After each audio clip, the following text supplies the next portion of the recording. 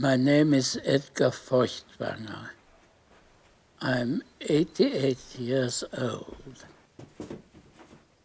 I've lived here for quite a long time. I suppose one would call it a typically English life. But I was not born in England. I was born in Munich in 1924.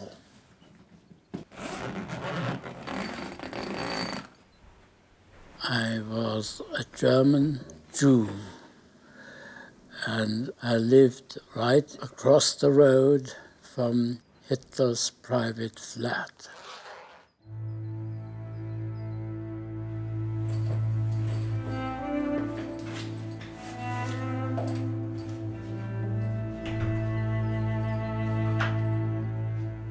Today, it's 73 years since I left Germany in 1939, and I've decided to go back to Munich to see where I lived as a child.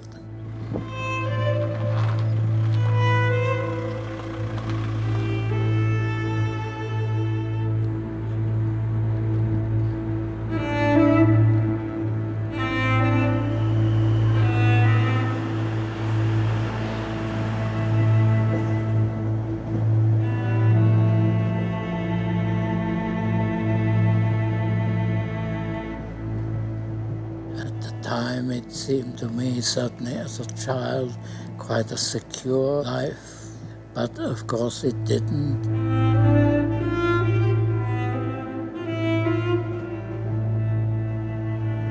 I lived in a way in the still center of the hurricane that swept over the whole world eventually.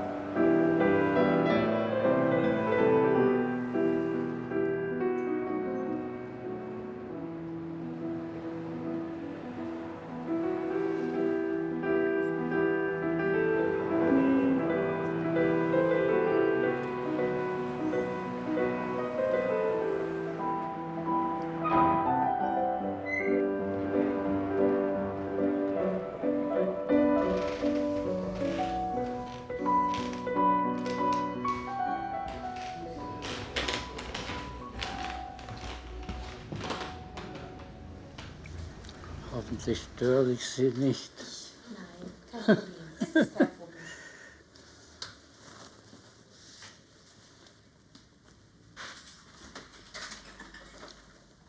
Wissen Sie, wer dort unten wohnte?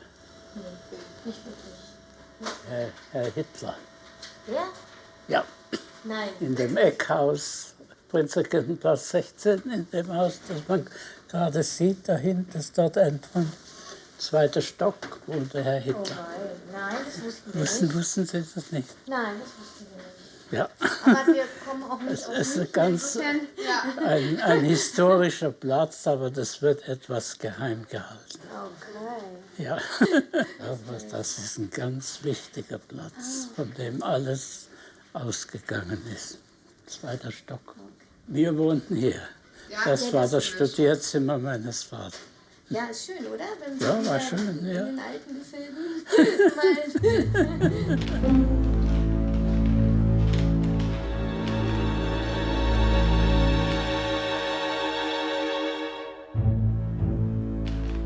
This neighbor was not like a neighbor, like any other one, because just at the point when he became our neighbor, he became also very important and very well known and so on.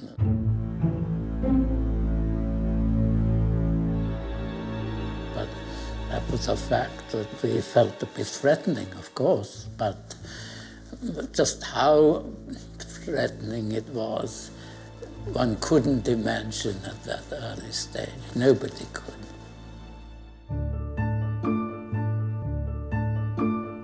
Edgar Feuchtwanger et ses parents ont assisté depuis cette fenêtre à la montée du nazisme. Ils sont restés dans cet appartement à Munich, en face de chez Hitler jusqu'au bout, jusqu'en 1939, jusqu'à la guerre. Les Feuchtwanger sont pourtant le portrait type de ceux qu'Hitler déteste et rend responsables de tous les maux de l'Allemagne. Ils sont juifs, aisés, cultivés et progressistes. Le père d'Edgar, Ludwig, dirige la prestigieuse maison d'édition Dunkel et Humblot. Sa mère, Erna, fréquente la haute société munichoise. Les Feuchtwanger sont allemands depuis toujours et munichois depuis un siècle.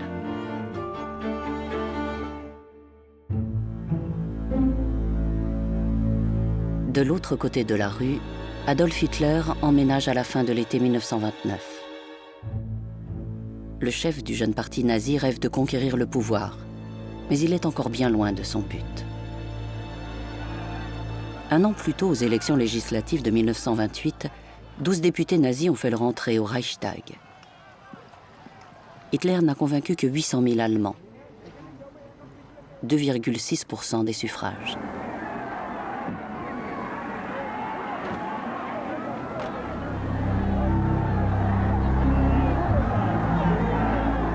Pourtant, Hitler croit en son destin. D'ailleurs, ces meetings attirent de plus en plus de monde. Il est désormais financé par de puissants industriels et Mein Kampf séduit de plus en plus de lecteurs. À 40 ans, Hitler est désormais un homme aisé. Il quitte la chambre qu'il occupait dans un quartier populaire de Munich pour la Prinzregentenplatz, au 2e étage de cet immeuble, dans un luxueux appartement de 9 pièces et de 300 mètres carrés. Tout près des Feuchtwanger. Our name, Feuchtwanger, was of course known to Hitler because it was not an anonymous name. We were not people who were, so to speak, below the parapet. We were well-known people. My family was well known, certainly locally, but my uncle had become famous much beyond that. He was, I think one could say without exaggeration, one of the most famous writers of that period.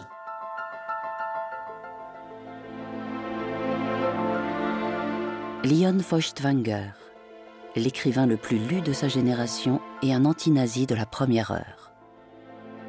L'oncle d'Edgar est l'auteur du Juif, un best-seller international qui dénonce l'antisémitisme dès 1924.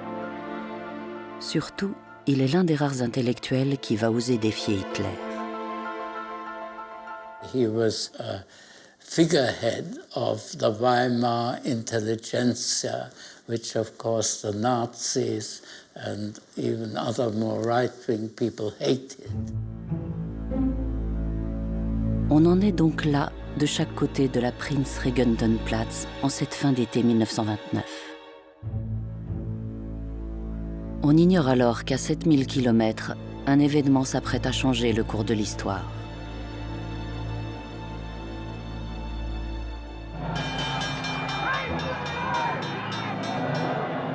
New York, le 24 octobre 1929, Wall Street s'effondre. La ruine économique qui secoue l'Amérique se propage progressivement dans toute l'Europe. En Allemagne, les usines ferment les unes après les autres. En 3 ans, le nombre de chômeurs passe de 650 000 à 6 millions. As a child, then aged 6 or 7, I didn't exactly know what a crisis was, but I experienced things like there were a lot of beggars always coming to the door.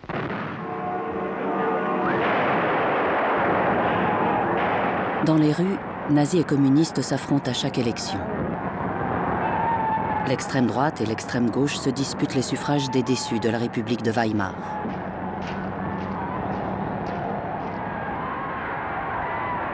Hitler multiplie les meetings, jusqu'à 10 par jour. Il séduit les classes moyennes et les petits commerçants qui craignent d'être les prochains déclassés. Aux élections législatives de septembre 1930, le parti nazi recueille 107 sièges. Hitler est à la tête de la deuxième force politique du pays. Il est désormais celui dont tout le monde parle, que tout le monde craint. C'est le moment que choisit Leon Feuchtwanger pour publier Erfolg, un roman à clé où, sous les traits de Rupert Kustner, tout le monde reconnaît Adolf Hitler. Leon Feuchtwanger raconte l'ascension politique d'un petit homme hystérique, fanatique et démagogue, qui crée le parti des vrais Allemands et séduit les foules avec ses discours antisémites. Le livre est un succès. Hitler est ridiculisé. When this novel appeared, it infuriated Hitler. And then my uncle became even more, if you like, public enemy number one, as he's often called, for the Nazis and for Hitler personally. And Goebbels said, when we come to power, we'll deal with people like Leon Feuchtwanger.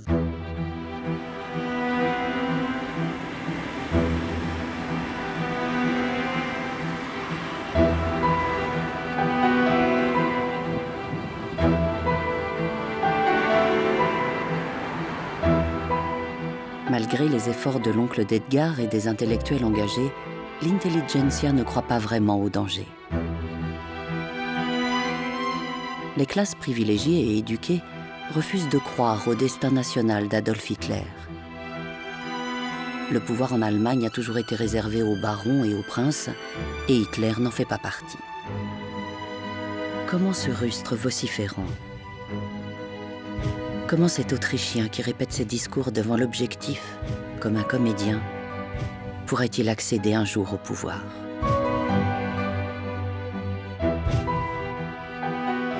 Persistent factors about Hitler, the rise to power, is that he was always underestimated because reasonable people like my parents and others couldn't imagine that somebody like that could come to power, or if they did come to power, they wouldn't last any longer than any other of the governments of the Weimar Republic, which lasted on average 8 months. And a lot of people believed that.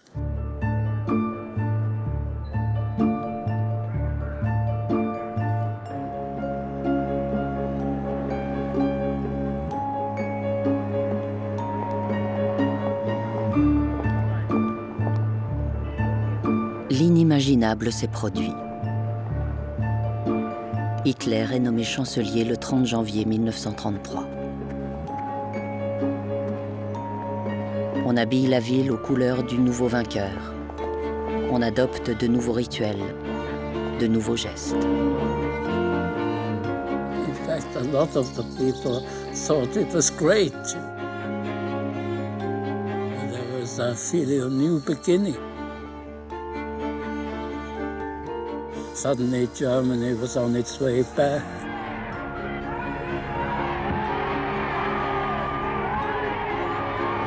On se presse pour acclamer le Führer, l'homme providentiel. Celui qui va redresser l'Allemagne et améliorer le sort de chacun. Pour les ennemis déclarés du régime, c'est le moment de choisir. Rester ou partir. Comme Albert Einstein, des milliers d'opposants, de savants et d'intellectuels fuient l'Allemagne. Leon Feuchtwanger, en voyage aux États-Unis, décide de ne pas rentrer. La suite des événements va lui donner raison. En quelques semaines, Hitler impose sa dictature. La police et les tribunaux sont placés sous l'autorité du Führer. Les opposants qui n'ont pas fui à temps sont arrêtés et emprisonnés dans le premier camp de concentration édifié dans la banlieue de Munich et officiellement destiné aux prisonniers politiques, Dachau.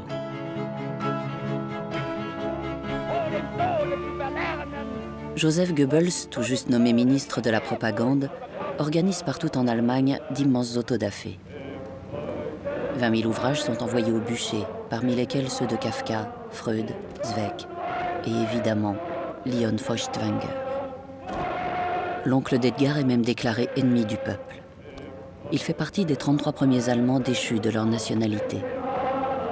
Son appartement est saccagé. Pour ceux qui ne sont pas partis, comme les parents d'Edgar, l'étau se resserre. We knew increasingly that it was particularly dangerous for us, mainly because of the relationship with Leon. We were, you might say, in the firing line. Ludwig, le père d'Edgar, n'a pas oublié la colère d'Hitler au moment de la sortie d'Erfol. Il craint que les nazis cherchent à se venger sur sa famille. He really, in a sense, would have been glad if Leon hadn't published that novel. I can remember my father telling me that he had been to visit his brother Leon in Berlin in 1929, and Leon had read him passages from this novel which he was then writing, and my father was rather appalled because my father was a much more emollient, he didn't want to provoke anything, and he said, well, if you publish that, we'll be slanged,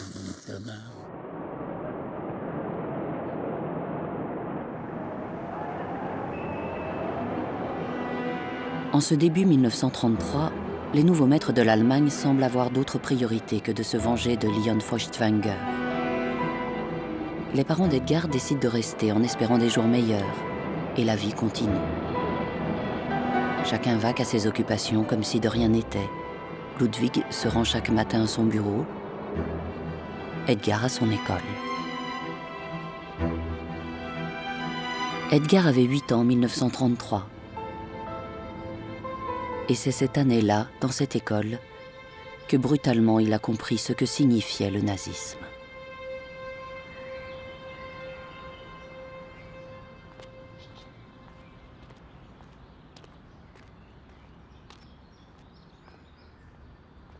That's why it really, so to speak, began to impact on me. And I could see it, I could feel it. It didn't impact on me in the sense that I was oppressed or discriminated against or anything like that, but, I learned all the Nazi stuff. Le malheur pour Edgar, c'est qu'il tombe cette année-là sur une maîtresse zélée. Entre une leçon de choses et un cours sur le climat, elle apprend à ses élèves la grandeur du Führer, l'humiliation du traité de Versailles, la méchanceté de la France. Dans son cahier, chacun doit même consigner les actes de bravoure réalisés dans sa famille durant la Première Guerre mondiale. Combien de morts, combien de blessés, autant de croix et de bâtonnets que de proches parents à venger.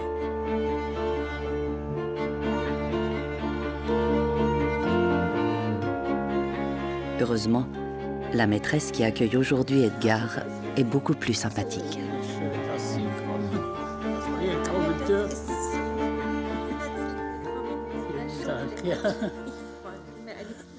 Ja, das ist das Buch, das immer gezeigt wurde. Ja. Und die Lehrerin hieß Fräulein Weikel. Und die hat dann gleich Feuer und Flamme, was passiert ist, also die Machtübernahme. Und da hat sie uns das diktiert und so ging es los. Ja. War Tag der deutschen Arbeit, der 1. Mai. Das war ja nur eigentlich 8 Wochen nach den Wahlen, die eigentliche Machtübernahme waren. Hätte sie nicht tun müssen. Aber das hat sie getan. ja. Das heißt, das war eine Überzeugte. Die war Also man kann es schwer feststellen. Ich meine, ja, aber sie können natürlich auch ein Parteimitglied schon gewesen sein. Hier ist Hitler und die Sonne geht auf. Gottes Willen. Um Gottes Willen. Und dann, ja, das war halt so. Hier. Ja. Wahnsinn. Um Gottes Willen.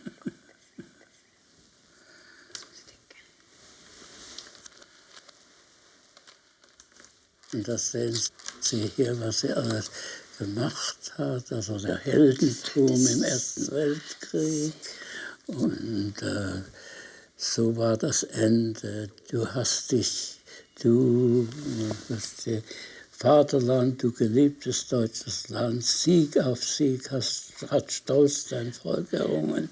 Nun hat Not und Hunger dich bezwungen. Und dann, ich bekomme eine Gänsehaut. Das ist ja da hat sie eine Tabelle von allen, die in der Klasse waren.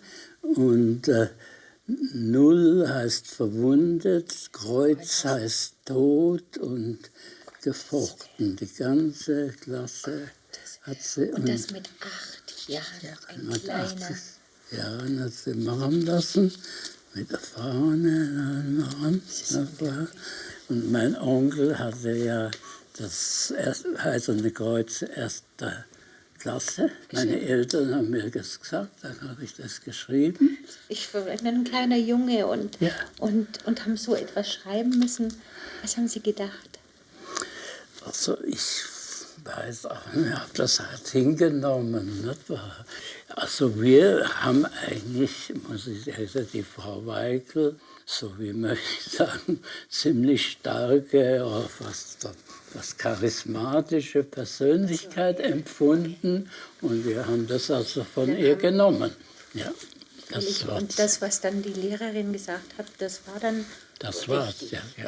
Und das war ja dann kurz danach überhaupt die öffentliche. Ja.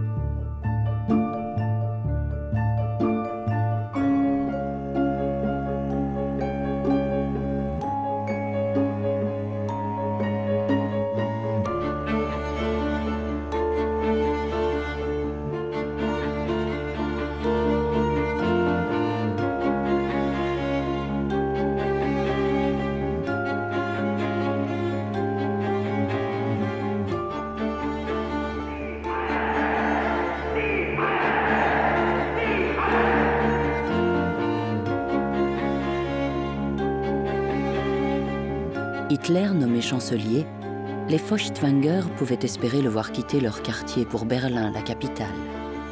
Il n'en est rien, car Hitler a un faible pour Munich. C'est ici que tout a commencé pour lui. Il en fait la capitale symbolique du nazisme. C'est à Munich qu'il organise les cérémonies les plus spectaculaires. C'est à Munich qu'il reçoit les chefs d'État qu'il veut séduire et impressionner, comme ici avec Mussolini. C'est à Munich qu'on commémore chaque année la naissance du nazisme. Edgar est aux premières loges. Les cortèges passent sous les fenêtres de l'appartement familial et comme tous les petits munichois de l'époque, il a désormais des voisins célèbres. Beaucoup de hauts dignitaires nazis ont une résidence ici, soit parce qu'ils sont munichois et nazis de la première heure et ont accompagné l'ascension d'Hitler, soit s'ils sont arrivés plus tard pour être au plus près du Führer. Heinrich Himmler, le chef de la SS et futur organisateur de la solution finale, munichois. Hermann Göring, le créateur de la Gestapo, munichois. Rudolf Hess, qu'Hitler considère comme son dauphin, munichois. Et puis à Munich, à 2 pas de chez Edgar, il y a aussi Eva Braun, la maîtresse cachée d'Hitler, qui habite au 12 Wasserburgstrasse et que tout le monde pouvait voir sortir de chez elle à vélo et souriante.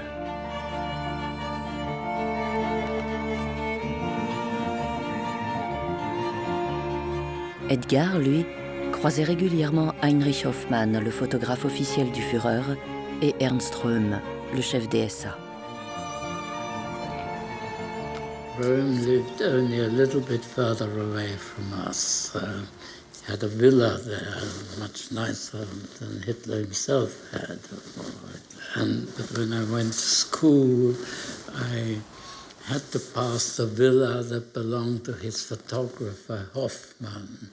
He was one of Hitler's Munich gang, and he was the employer of Eva Braun.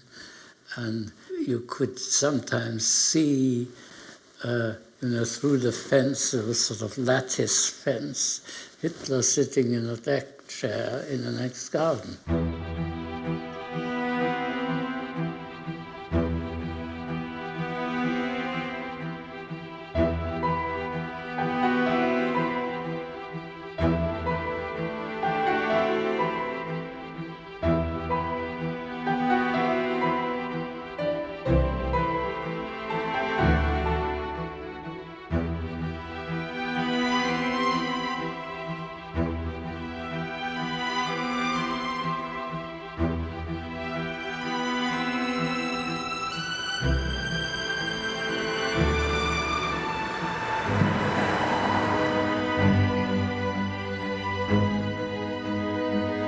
I shared the dentist with Hitler. That seems now extraordinary because Hitler is almost, a figure, not a real figure anymore, is he? No, he seems some sort of mythical, evil figure, isn't he, to the present generation? Yes, I experienced it. He was only, that's in a sense a dilemma when one is talking or writing about it. It makes him seem almost normal, as if he was just a human being. But of course, in one sense, he was a human being. And so...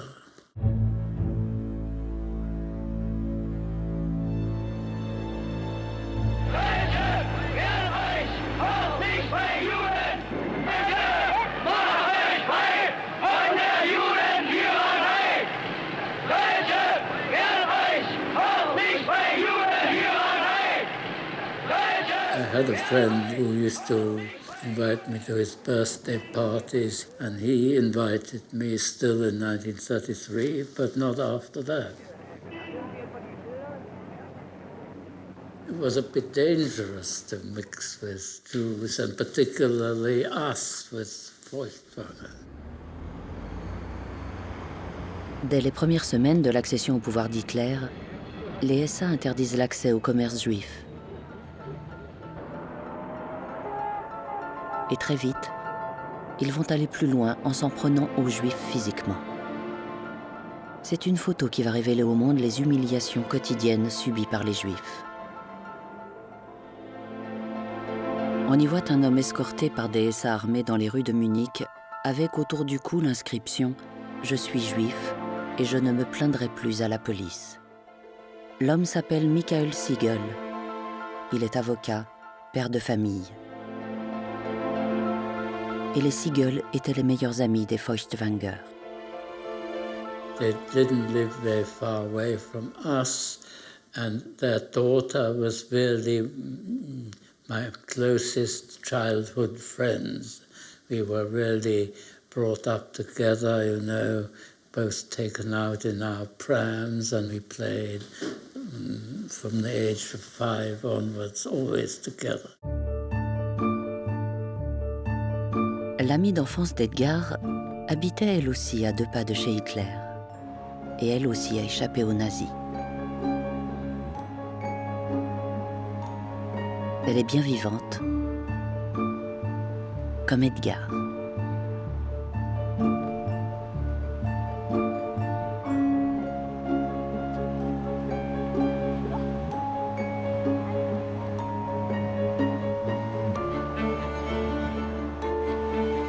Son père, le 10 mars 1933, se rend au commissariat afin d'intercéder en faveur d'un de ses clients juifs internés à Dachau depuis la veille. Mais depuis quelques jours, les SA et les SS ont pris le contrôle des commissariats. He did not realize, or perhaps he did realize, but was courageous enough to ignore it, that within virtually hours, certainly days, the rule of law had completely collapsed.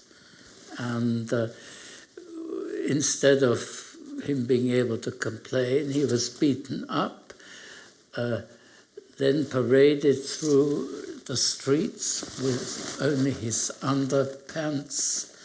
And the pictures, of course, of it were well known and went all around the world. That was in March 1933. March the 10th, 1933.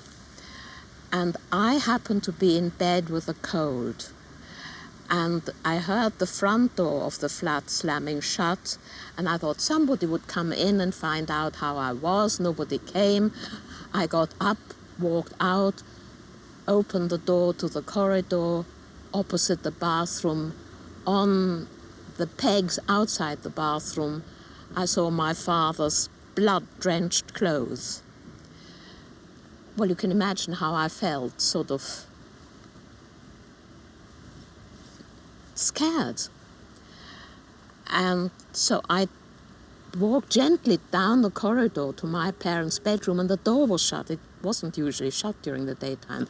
I knocked at the door, and I just saw my father pull up his bedclothes so I shouldn't see his face, his blood-stained face, because they bashed up his eardrums and knocked in his teeth. And well, there's a picture now that people can see, but I think you saw him soon afterwards. Well, that was one of the few occasions I can remember coming to your flat. And it must have been because your father was still in bed. And I remember seeing him in bed with his swollen face. He must have been better by then. It was no longer blood-stained, but it was swollen.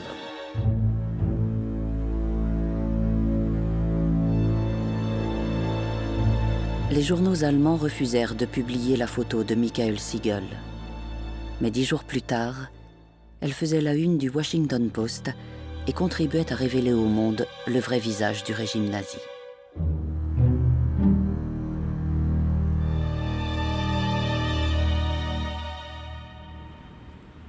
I remember my youngest son asking me once, Mum, did you ever see Hitler? And I said, yes, of course. Explained why. In fact, quite close up one day when I was crossing the street and his car was coming round the bend, and I was standing there with my dirndl and my plaits, looking like a nice little German girl, as one was, and he smiled at me, and my youngest son said to me, Mom, are you telling me that Hitler smiled at you? I said, yes. Though, did you smile back? I said, of course not. I knew who I was. I don't know, but did you see Hitler? Many times, yes, in various... Did he smile at you? Don't think he ever smiled, but when I was quite small and was taken for a walk there, that's so... I think the first time I remember seeing him came out of the house and he looked at me reasonably benevolently, I think. Yeah, but we walked on and yes.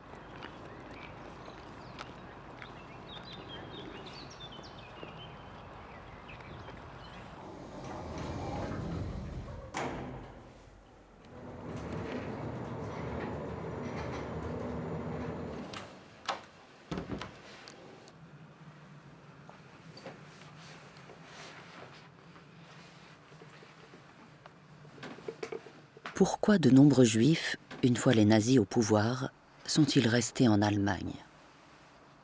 Sans doute parce qu'à ce moment-là de l'histoire, rien ne permet d'imaginer le génocide à venir. Chacun en est réduit à essayer d'imaginer ce que va faire Hitler. Sauf que le Führer souffle le chaud et le froid en permanence. En 1934, lorsqu'il se débarrasse des SA les plus fanatiques, en faisant assassiner 200 d'entre eux lors de la nuit des longs couteaux, on espère une normalisation du pouvoir. Mais on comprend vite qu'il n'en est rien.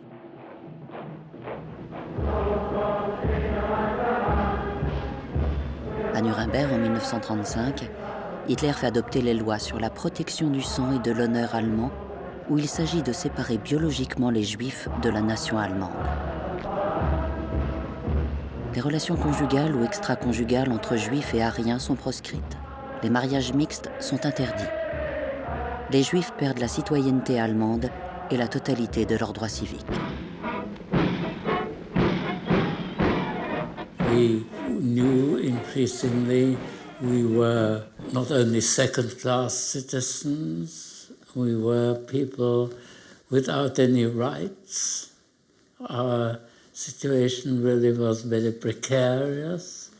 I think we knew that, but of course, since we hadn't got any obvious alternative, since we couldn't really do anything about it, we somehow not brushed it under the carpet, but tried to forget about it.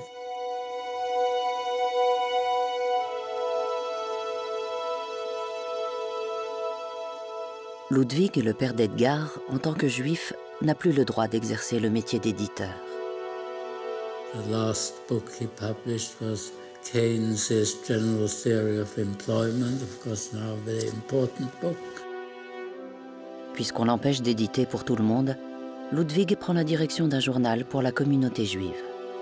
This was probably one of the reasons why he thought this could just go on, okay? The Jews were excluded or they were driven back into a ghetto-like existence, but to him this seemed simply going back to a situation that the Jews had been in the 18th century.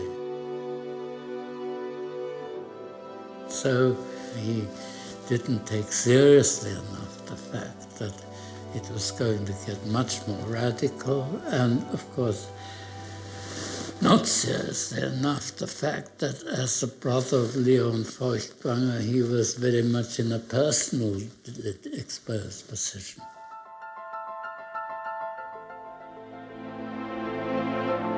Leon Feuchtwanger, l'oncle d'Edgar, n'a pas renoncé à s'opposer à Hitler. Installé en France à Sanary-sur-Mer, il crée avec Bertolt Brecht la revue antifasciste Das Wort. Surtout, son best-seller, Le Juif sus, est adapté au cinéma. La première du film a lieu à New York en présence de Charlie Chaplin, Einstein et de nombreux transfuges anti-nazis. Goebbels, foudrage, interdit le film en Allemagne. Il se vengera quelques années plus tard en faisant tourner un remake antisémite du Juif sus. Le héros libre-penseur de Leon Feuchtwanger apparaît sous les traits d'un personnage cupide, vicieux, meurtrier, obsédé sexuel et violeur de vierges allemandes. Ironie de l'histoire, c'est cette version, celle de Goebbels, qui passera à la postérité. This Nazi anti-Semitic propaganda film, Juifs, was also a great success. It was Goebbels' most successful propaganda film, and it was shown all over Nazi Europe, occupied Europe, and supposed to have seen by 20 million people. And it was shown by Himmler to the concentration camp guards to motivate them.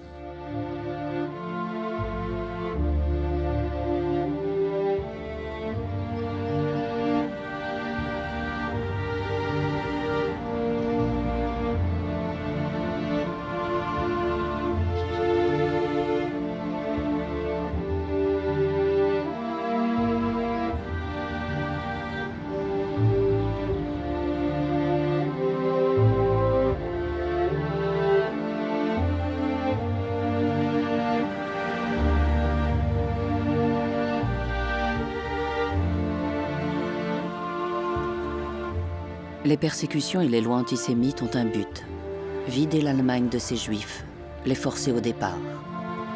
Plus de 30 000 quittent l'Allemagne en 1935, tant l'atmosphère des rues de Munich et d'ailleurs est devenue irrespirable. 6 oncles et tantes d'Edgar ont déjà quitté le pays pour la Tchécoslovaquie, la France ou la Palestine. Le père d'Edgar, comme beaucoup d'autres, se résigne, lui, à rester à Munich. One shouldn't think that somehow these people light-heartedly failed to get out. It was almost impossible to get out. First of all, you had to find a country that would have you. And even if you did, what you do when you arrive in another country, with another language, what job can you do? And going to another country without any money, they had to leave all their money, all their possessions behind. Nazis took it away from them. It is enormously difficult to emigrate.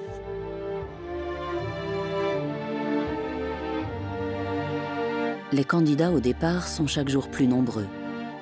Mais les pays occidentaux distribuent les visas au compte-gouttes.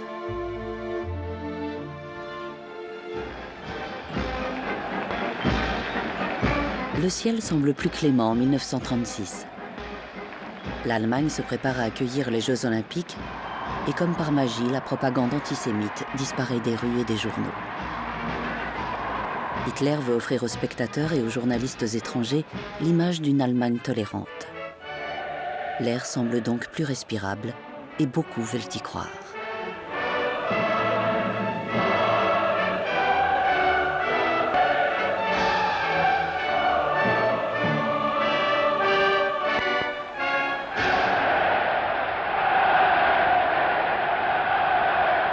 Pour Hitler, ces Jeux sont un succès total. Les athlètes allemands ont écrasé la concurrence. Surtout, il a réussi à rassurer l'Europe, qui oublie un temps ses intentions belliqueuses. Il a donc désormais les mains libres pour s'atteler à son grand projet.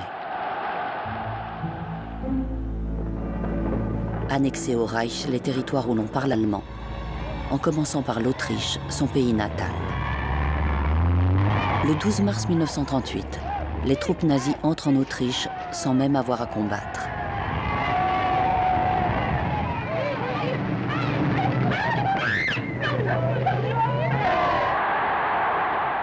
À Vienne, Hitler est accueilli en héros.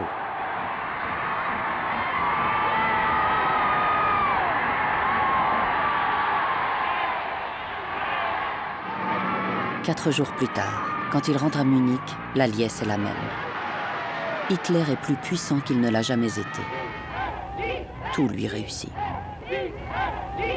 In 1938, people said, well, he's done what even Bismarck couldn't do. You know, Bismarck only established Germany without Austria. Hitler got Austria without firing a shot.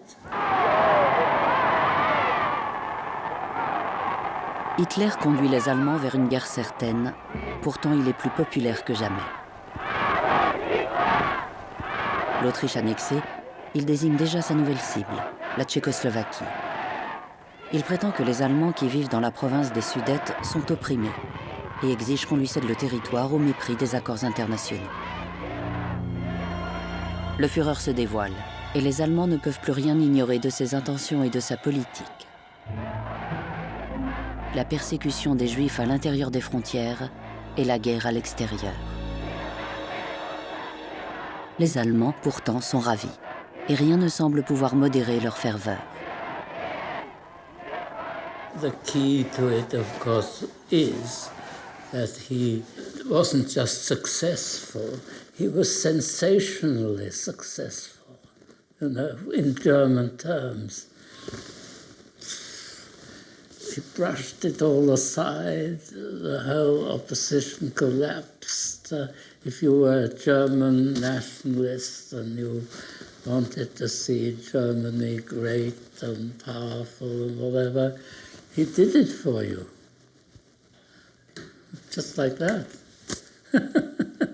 So that was the foundation of, why they began to dance around him like a golden calf, because he seemed a magician, who could pull rabbits out of a hat.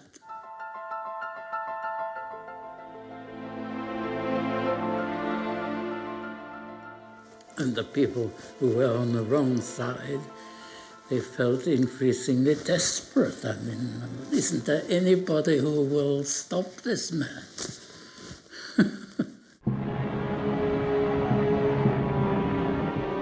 Le président Daladier arrive sur l'aérodrome de Munich, reçu par M. von Ribbentrop et salué par un cordon d'honneur de la Reichswehr. Un peu plus tard, c'est l'arrivée de M. Chamberlain. Et l'on acclame celui qui, avec une inlassable volonté, vient d'être l'un des plus grands artisans de la paix. Celui qui a su parler aux chanceliers. Deux hommes sont décidés à stopper Hitler lorsqu'ils arrivent à Munich le 29 septembre 1938. Édouard Daladier, le président du Conseil français, et Neville Chamberlain, le Premier ministre britannique, veulent qu'Hitler renonce à envahir les Sudètes.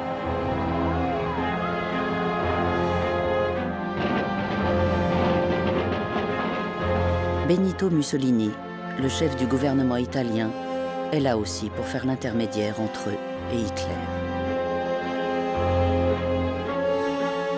En fait, au bout de 16 heures de négociations, Daladier et Chamberlain cèdent. Pour éviter la guerre, ils offrent à Hitler les Sudètes sans presque rien demander en échange, sinon de vagues promesses de paix. Hitler est heureux, Chamberlain aussi. En signant cet accord, il est persuadé d'avoir évité un conflit à son pays. Mais il veut plus. Il veut une lettre d'Hitler s'engageant à négocier de manière pacifique leurs différents futurs. Le lendemain de la signature, ils se rend à la Prinzregentenplatz, chez Hitler, en face de chez les Feuchtwanger.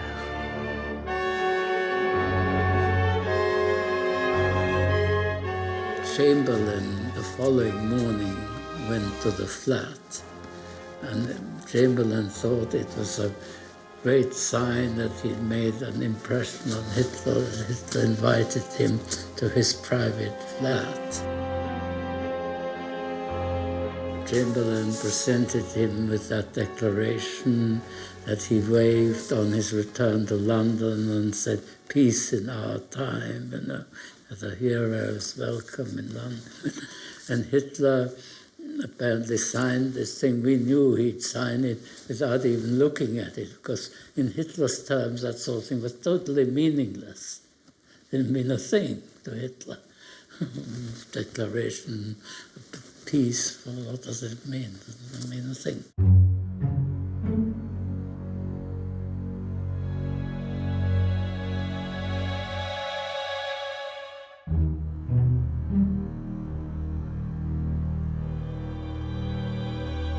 Débarrassé des pacifistes français et anglais, Hitler se tourne à nouveau vers ses ennemis de l'intérieur. Il juge l'émigration des Juifs trop lente. Il souhaite accélérer le mouvement. Le 9 novembre 1938, moins d'un mois après la conférence de Munich, c'est la nuit de cristal. Hitler déclenche un immense pogrom où, dans la nuit, SS et jeunesse hitlérienne s'en prennent aux synagogues, aux biens et aux magasins des Juifs. Au matin, alors que les Allemands marchent sur les débris des vitrines, les violences se poursuivent. À Munich, les casseurs de la veille arrêtent les Juifs dans la rue ou chez eux, comme ce fut le cas chez les Feuchtwanger.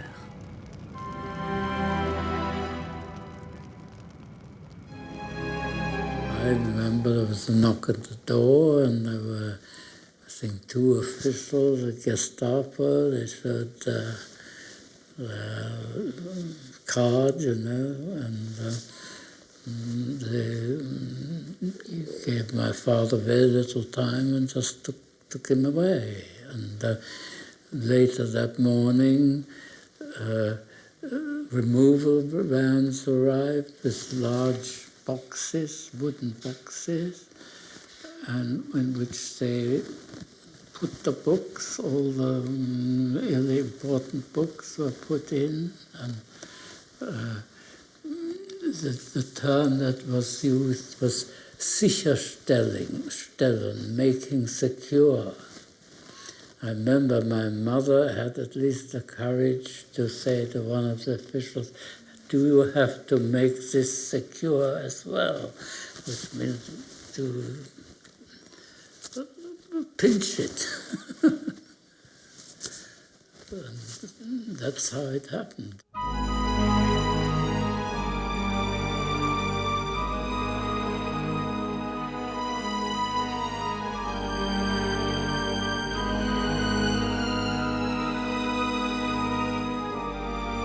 Dans tout le pays, les mêmes scènes se répètent.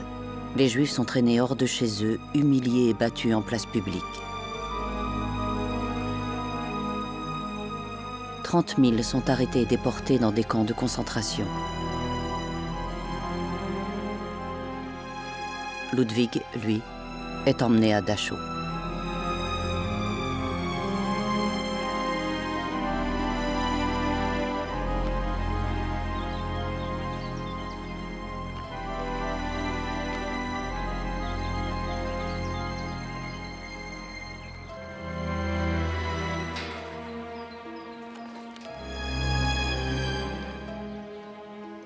We were frightened.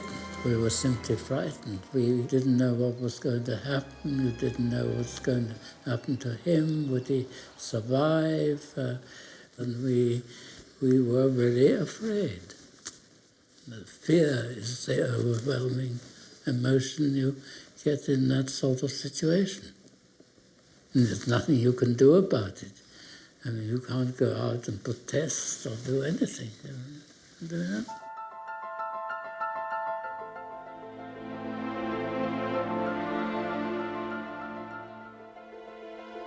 La nuit de cristal et les déportations qui la suivirent causèrent la mort de 2000 à 2500 hommes, femmes et enfants.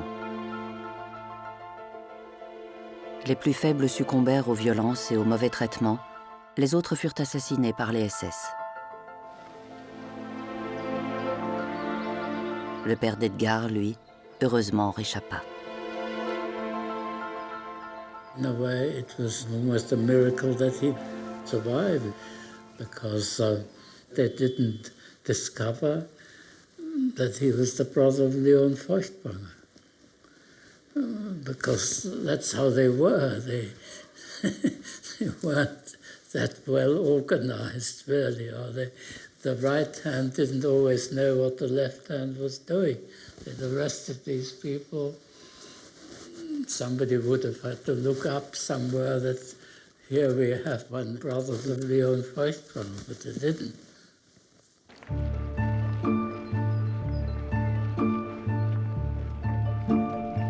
Ludwig est libéré 6 semaines plus tard, la veille de Noël. Le père d'Edgar est maintenant résolu à quitter son pays. Hitler a atteint son but. Au début de l'année 1939, les Juifs sont des milliers à chercher à quitter l'Allemagne. Mais malgré l'émoi international suscité par la nuit de cristal, les frontières des autres pays restent toujours aussi difficiles à franchir. On veut bien accueillir les Juifs utiles, savants, chercheurs, ingénieurs, mais on refuse toute immigration juive importante. By that time, the one thought was, how can we get out? How can we get out of this as quickly as possible? How is it, you know? And there were all these curious things, that all sorts of obscure consulates of El Salvador sold a visa which was worthless and things like that. But then, of course, in the event, we got the visa to Britain, this capitalist visa, when my uncle and various relations put down £1,000 that enabled us to get out as a family to England.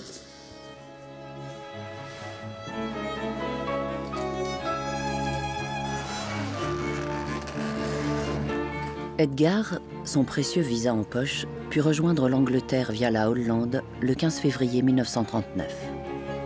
My father went with me in a train I went to near the Dutch border.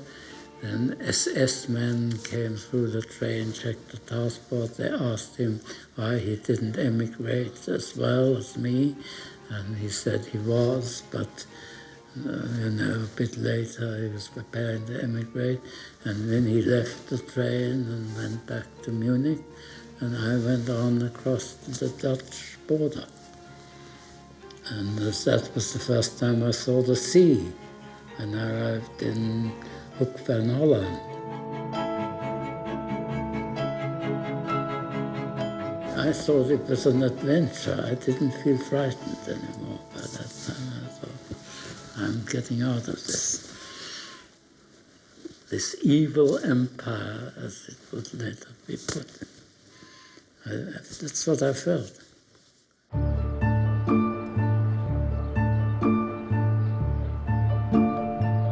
Edgar arriva seul en Angleterre et fut recueilli par une famille de volontaires. Erna et Ludwig purent quitter l'Allemagne 3 mois plus tard et rejoindre leur fils. La famille Feuchtwanger s'installa en Grande-Bretagne et commença une nouvelle vie. 8 mois après le départ d'Edgar, Adolf Hitler envahissait la Pologne et entraînait le monde dans un conflit qui allait coûter la vie à plus de 50 millions de personnes.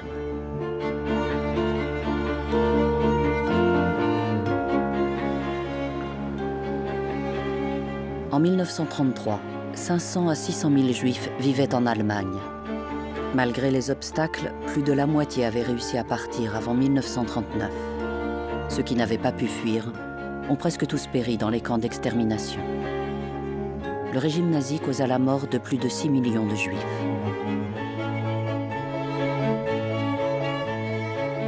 Leon Feuchtwanger, l'oncle d'Edgar, avait trouvé refuge en France.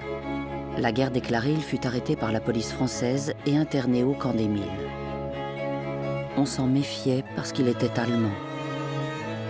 Il réussit à s'échapper avant que la police de Vichy ne le livre aux nazis et gagna les États-Unis où il poursuivit sa carrière d'écrivain. Toute la famille d'Edgar a survécu au régime nazi, sauf sa tante Bella. Elle avait fui l'Allemagne pour la Tchécoslovaquie, mais 6 mois après les accords de Munich, les troupes allemandes envahissaient Prague. Elle fut arrêtée par les nazis et périt dans le camp de Theresienstadt.